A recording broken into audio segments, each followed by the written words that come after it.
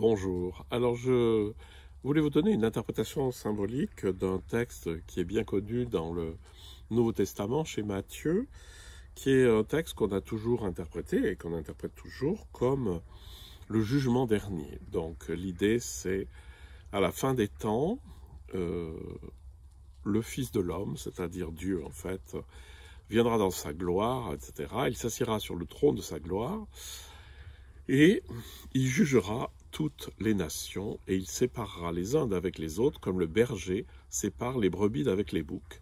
Et il mettra les brebis à sa droite et les boucs à sa gauche, et les uns, il les emmènera dans le royaume, et les autres, il les enverra à la géhenne, c'est-à-dire dans le feu qui ne s'éteint pas. Bon, alors évidemment, on peut voir ça de manière très pragmatique, en se disant, voilà, un jour... Dieu arrivera et jugera tout le monde, et donc les méchants, ils seront punis, et les gentils, ils seront sauvés. Bon, alors ça c'est l'interprétation, vous en faites ce que vous voulez. Moi je vous en propose une autre qui est tout à fait différente, qui est une interprétation spirituelle. C'est qu'en fait tout ça, ça ne parle que de ce qui se passe en moi, comme beaucoup de textes dans la Bible, et comme Maître Eckhart n'arrête pas de le faire. Donc, l'idée c'est qu'en moi, il y a cette espèce de tribunal, c'est-à-dire le Fils de l'homme viendra dans sa gloire, avec tous les anges, il s'assiera sur le trône de sa gloire. Le trône de sa gloire, c'est mon intériorité, et en fait ici, il s'agit de la conscience morale, puisque vous savez pas, mais je vous le dis, que le divin en nous se manifeste sous la forme d'une conscience. Et ici, il s'agit de la conscience morale, c'est-à-dire la conscience qui nous permet de trier les actes bons des actes mauvais. Et donc, alors, que ce soit les boucs ou les brebis, c'est pas grave. Il mettra les brebis à sa droite et les boucs à sa gauche.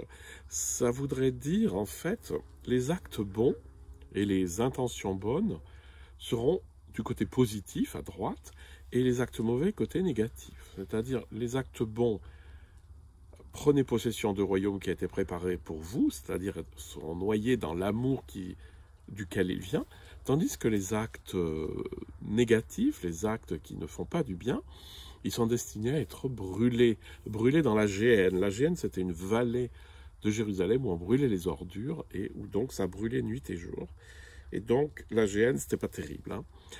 Donc, rassurez-vous, n'attendez peut-être pas que le Fils de l'homme descende du ciel et vous juge, et que vous ayez la trouille de passer du mauvais côté, mais plutôt pensez que l'instance qui juge en vous, c'est le divin, et ça, on l'a toujours compris. C'est-à-dire qu'en nous, il y a une instance qui est capable de nous faire la distinction entre ce qui est bien et ce qui n'est pas bien, c'est-à-dire ce qui est dirigé par l'amour et ce qui n'est pas dirigé par l'amour.